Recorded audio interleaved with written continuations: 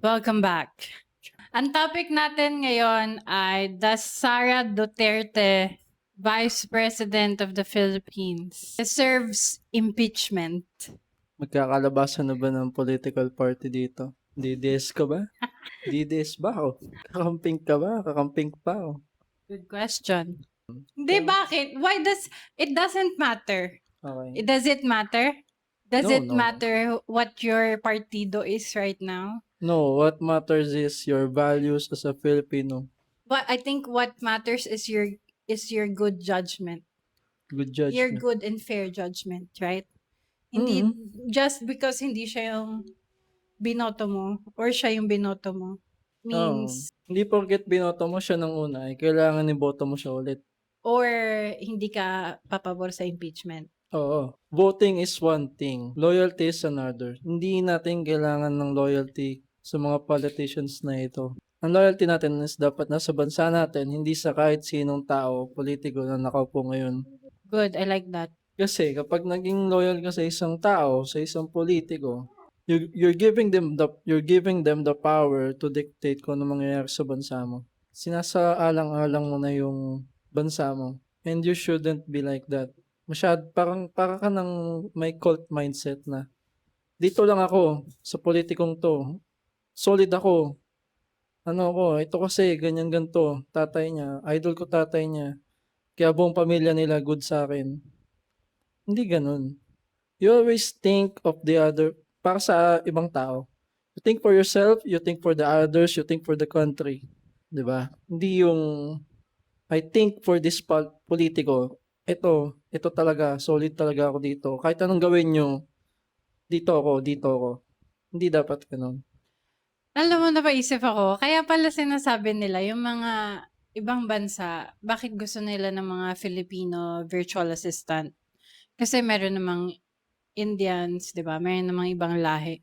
Pero isa sa adjective na ginagamit nila sa Filipino is loyal daw tayo. Tapos na-realize ko, oo nga no, ang loyal natin. Kasi tulad ng sinasabi mo, yung mga politiko, once na meron tayong idol, alam mo yun, once na may gusto tayong politiko, tulad ng sinabi mo, dapat hindi natin sinasaalang-alang sa kanila yung takbo ng bansa. Alam mo yun? 'Di ba? Pero dahil loyal tayo, nagiging blind followers tayo. Alam mo yun, parang ginawa natin silang Diyos na, sige, it doesn't matter what you do, follow kita kasi ikaw yung Diyos, di ba? Parang ganon. Dapat hindi ganon kasi nga dapat ang priority is yung maayos na pagtakbo sa bansa tsaka ng mga Pilipino. Pero dahil meron tayong kakaibang loyalty, it makes us a good, ang tingin mo? It makes us a good what?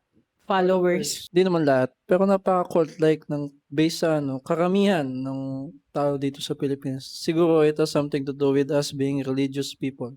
Yun lang masasabi ko, pero that's another topic.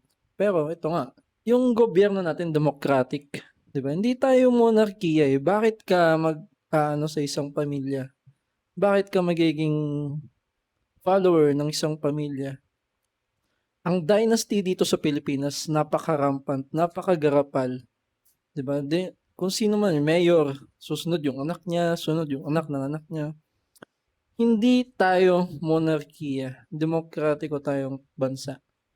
We elect leaders. We choose leaders who we see fit to rule or to govern the country, not totally rule. They're not above the law. They're not rulers. They're given power by the people para mag-govern ng bansa. Hindi para sila ay iangat natin, purihin natin, natin. Tayo ang dapat pinagsisilbihan nila, hindi tayo yung nagsisilbi sa kanila. It's just so wrong. Mabalik tayo. Why does Sara Duterte, why and why not she deserves to be impeached? Unahin ko muna yung why not. Sige, yan. Mas maganda. Unahin natin yung Why why not? not. Okay. Why not? Sara hindi ko siya tatawagin tunay na oposisyon dahil tumakbo siya kasama ni Bongbong. She's a fake opposition, 'di ba? Pero kahit Bakit fake? Hindi fake ko opposition naintindihan, siya, sorry, bakit ba sila nagkahiwalay ni Bongbong? Bakit sila nagkawatak ngayon? Pera 'yan, eh, aminin natin sa hindi. Hindi sila nagkasundo sa pera, sa hatian o hindi natin alam kung ano man 'yun. Pero for sure pareho silang corrupt, okey? Ngayon, fake opposition siya. Kaya hindi siya nag-o-oppose sa pamumuno ni Marcos. Anong ginagawa niya? Umo-oppose siya kay Marcos dahil nag-away silang dalawa, okey? Hindi siya wala siyang matinong sinasabi about sa mga ginagawa ni Marcos na pangit. Parang tipikal lang, 'di ba, na alam mo 'yun, tipikal lang yung mga sinasabi niya na parang ine-echo niya lang din yung inaano natin pero hindi naman din talaga sa loob-loob niya, gusto i-oppose si Marcos. Nagkataon lang na si Marcos yung nakaupo. Teka lang, Balik tayo nage-gets mo ba ako? sa fake opposition. Medyo Okey. hindi ko ma-gets. Sinasabi mo na fake opposition siya kasi sa ngayon mukha silang magkagalit. Oo, tama ka. Okey, ganito 'yan, fake opposition. Bakit fake opposition? Sa demokratikong ano, gobyerno 'di ba merong government, administration versus opposition, laging always 'yan, lagi 'yan. Kunyari si Noynoy Gloria 'di ba, admin si Gloria, opposition si Noynoy. Bakit nag-o-oppose si Noynoy kay Gloria? Kasi may mga ginagawa si Gloria na ayaw niya, ayaw ni Noynoy. They're Okay. opposing, may mga panukalang batas sila na hindi nagre-resonate with Noynoy. So it's about ideology, 'di ba? Mga ganyan. Ngayon itong si Sara Duterte, bakit niya ino-oppose si Marcos? Tingin mo ino-oppose niya si Marcos dahil ayaw niya sa pamamalakad ni Marcos? Hindi, ino-oppose niya si Marcos dahil naitsapuwera siya sa administrasyon. Okay, okay, may disagreement, blah, blah, blah. Ano, puwede pakiulit kung why is that not the reason for her to be impeached? Kasi you're saying hindi siya Ah, opposition kay okey. Marcos. No, the reason kung bakit hindi siya dapat ma-impeach is because, um, kahit na ayun na nga 'di ba, nag-aaway silang dalawa ganyan, ganyan. Sa pag-aaway nilang 'yan may mga bagay na nag-a-unravel, may mga bagay na lumalabas, na something inside the government na parang nagkakahulihan silang dalawa sa sarili nilang ano. Okay. May alam si Sara about kay Marcos at may alam si Marcos about kay Sara. Yep, mhm. So hangga't nandiyan si Sara, magbabatuan sila ng magbabatuan. Mhm. Hanggang lumabas talaga kung ano talaga silang dalawa, 'di ba? Yun Okay. yung gusto ko sa dynamic nila ngayon na nag-aano silang dalawa, They're showing parang their true colors dahil sa pag-aaway nila. oo. Pero habang tumatagal mas lumalabas yung kay Sara, eh, kay Bongbong medyo hindi pa siya gano'n ka-expose, eh, alam mo yun?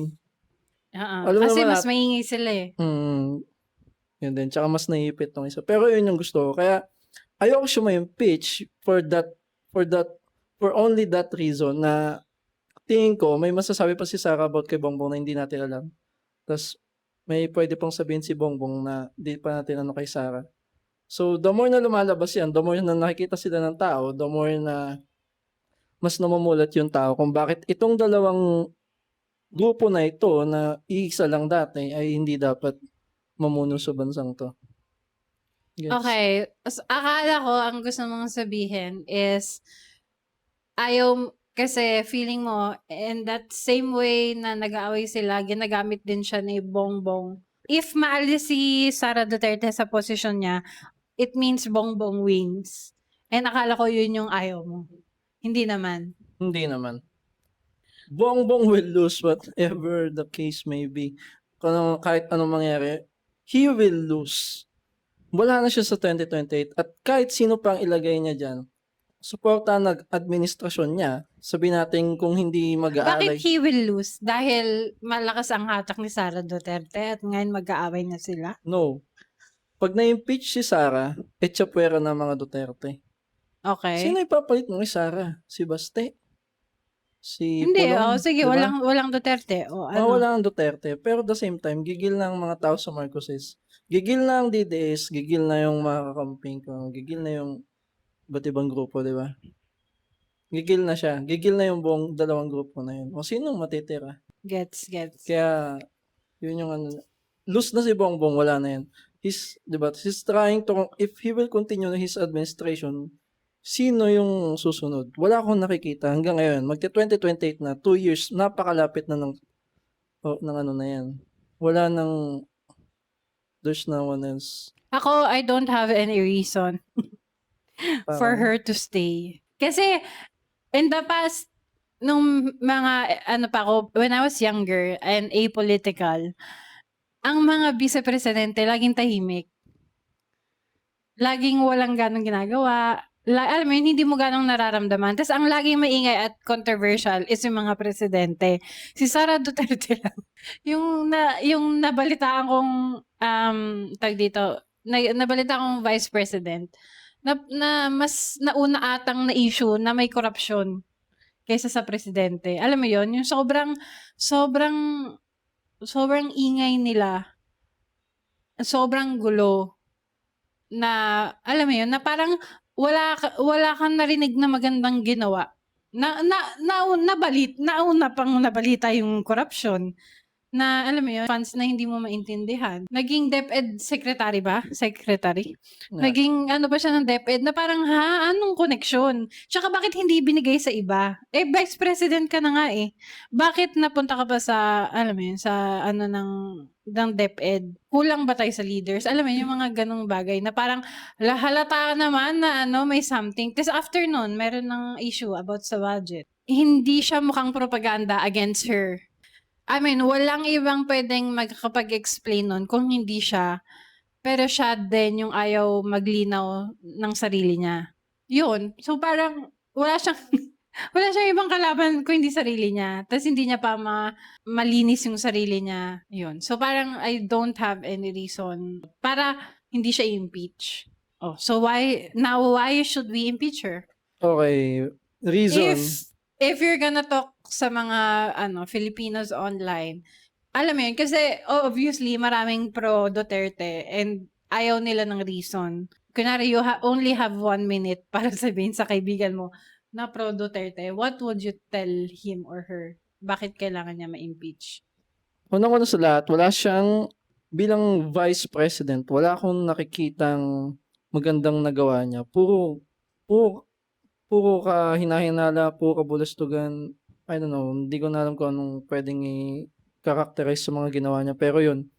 Tsaka kung titignan mo, kung magiging presidente ba si Sara, nakikita mo ba siya as a good leader? Kahit na may krisis tayo sa bansa ngayon, wala siyang matinong panukala o suggestion na pwedeng gawin ng gobyerno para mapaganda o mapaunlad yung buhay ng mga Pilipino. Sa oil crisis, wala. Sa giyera sabi niya magpalipad daw ng jet doon. Alam niya namang hindi yung airspace doon, hindi naman safe. May masabi na lang na sabi niya magpakalat daw ng drone sa kalsada para mag-monitor. Feasible ba? Hindi. Kumbaga yung mga wala akong nakikitang katalinuhan na taglay ni Sara sa totoo lang. To sasabihin pa niya hindi siya marunong mag-laptop dahil na-issue siya na binato yung laptop dun sa isang lawyer niya dahil na siya sa impeachment. 'Di ba? Wala akong makitang magandang kahihinatnan ng Pilipinas kapag siya yung namuno. Kaya mas maganda na ma-impeach siya. Bukod sa mga yon, yung articles of impeachment, yung mga reasons dun kung bakit kailangan siya i-impeach, napakasolido niya, hindi niya na maipaliwanag, hindi niya madepensa yung sarili niya. Ang ginagawa niya, hindi na lang siya sumisipot, 'di ba? So inaantay na lang, inaantay iakyat sa Senate. Doon na ilalabas lahat ng ebidensya. Pahapyaw pa lang yung sa House. Pero parang wala na silang magawa. Ang ginagawa na lang, puro harang. Technicalities, wala. 'Di ba? So, bakit natin kakailanganin ng ganyang tao na mamuno sa bansa natin kung sa mga ganong bagay hindi na siya makaharap? Paano pag sobrang gipit na gipit tayo? Anong gagawin niya? Absent na lang. Hindi natin kailangan ng ganyang tao. Sa totoo lang, hindi. Ikaw ba? Ano bang masasabi mo? Kung ikaw ang may kaharap kang kaibigan mo na solid Duterte supporter, anong masasabi mo sa kanila? Tingin ko, una, ang hirap kasi alam mo yun, how would you tell this person everything?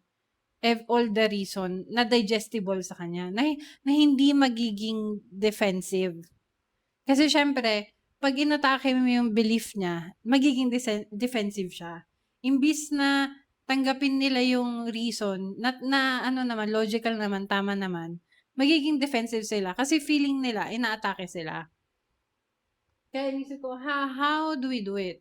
Siguro siguro kailangan mapaintindi natin na una, yung posisyon niya is suportahan yung pangulo. Dun pa lang, hindi na niya ginagawa. Alam mo yun? Si Marcos yung nasa office eh. Ayaw nga natin kay Marcos eh. Pero siya yung nandun. Tapos nung halalan, sinuportahan niya si Marcos. Ngayon, pinapakita sa behavior nilang dalawa na obviously, yung pagtakbo nila is all personal. Oo, for personal gain.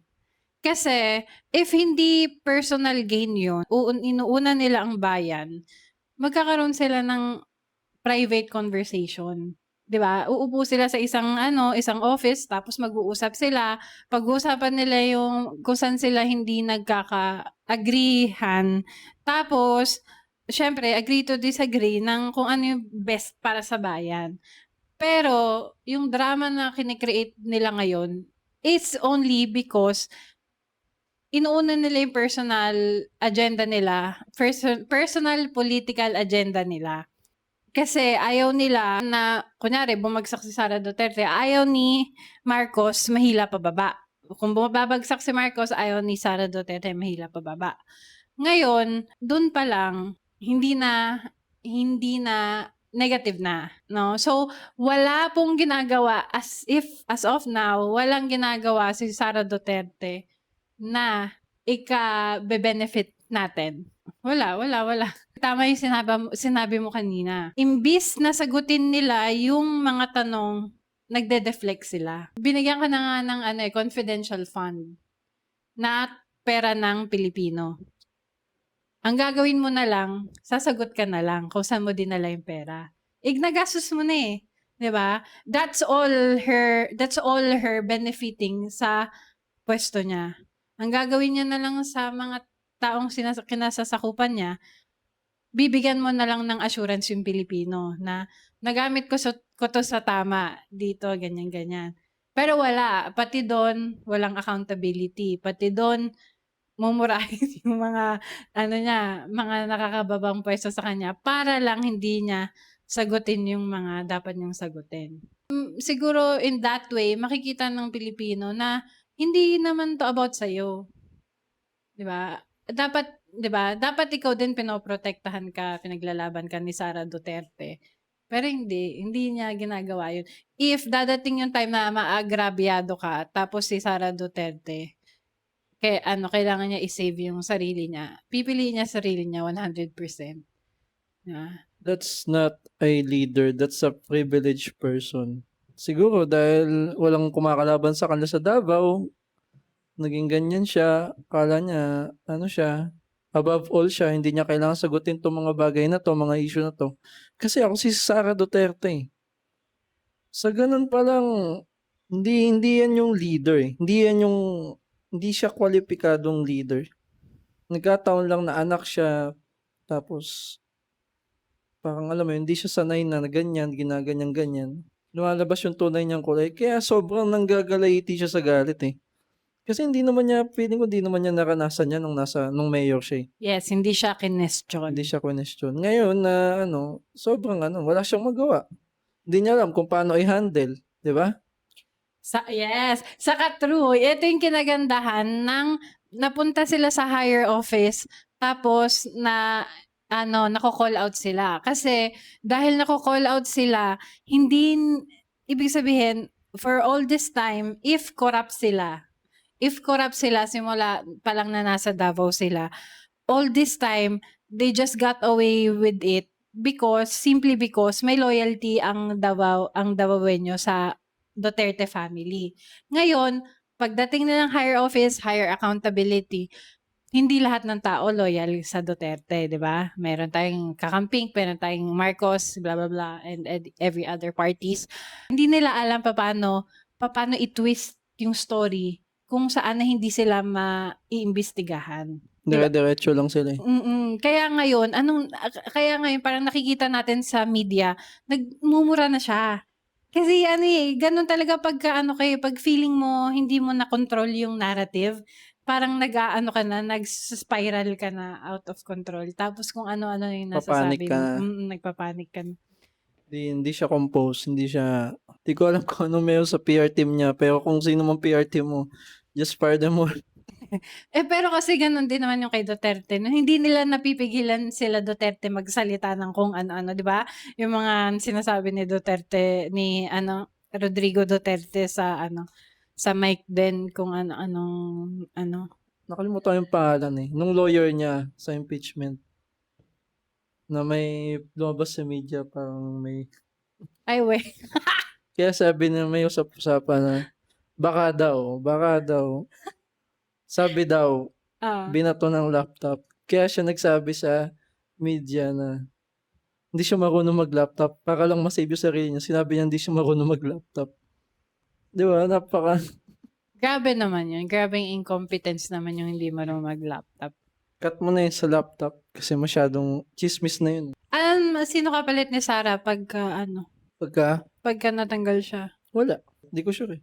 Hindi ako maalam diyan pero yun nga, mababakante yung BP tingin ko. Okay, that's it. Yun na yun. We can only do so much. Kaya magpa-register kayo. Yes. Use your critical thinking. Stop blind following. I think yun din kasi yung natutunan nating Pilipino sa hierarchy. Dahil sanay ang Pilipinas sa hierarchy ibig sabihin sanay tayong ginagalang yung kataas-taasan. Kunyari yung mas mataas sa'tin, hindi tayo lumaki tayong hindi bawal natin sila questionin kasi yun yung nakuha natin sa Spain. 'Di ba, yung mga pare, mga opisyal, bawal natin sila questionin, susunod lang tayo. Meron tayong slave mentality. Yeah, self-imposed slavery. 'Pag sinabi nating critical thinking tsaka 'wag tayong mag-blind following, ibig sabihin ke-questionin natin. Pagka yung pera ng isang politiko pinapapasa sa bank account mo, ke-questionin mo, 'di ba?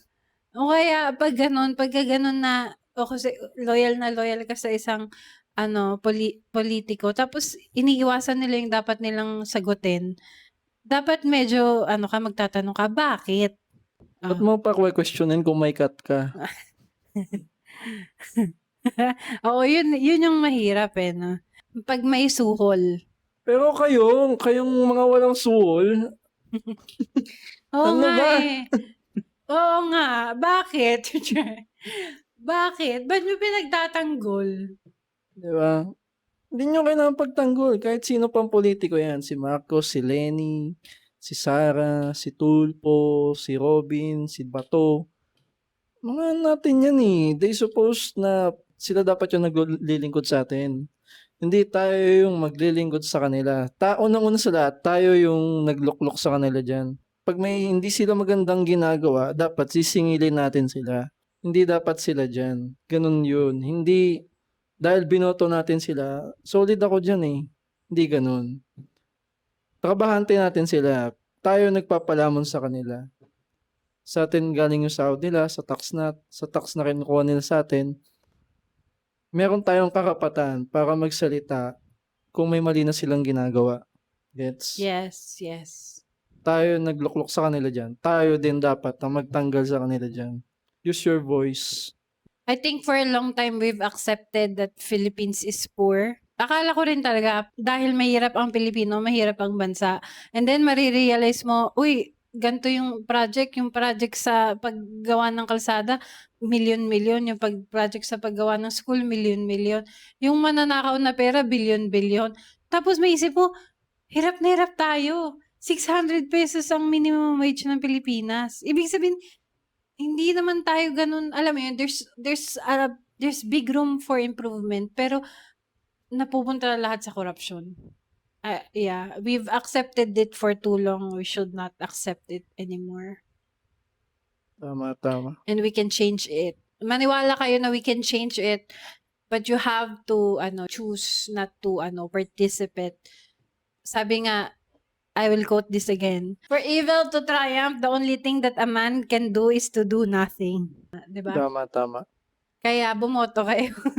Bumoto kayo sa election, ha? Kasi doing nothing is letting it happen. Yun lang po. See you in the next video. Bye-bye. Bye-bye.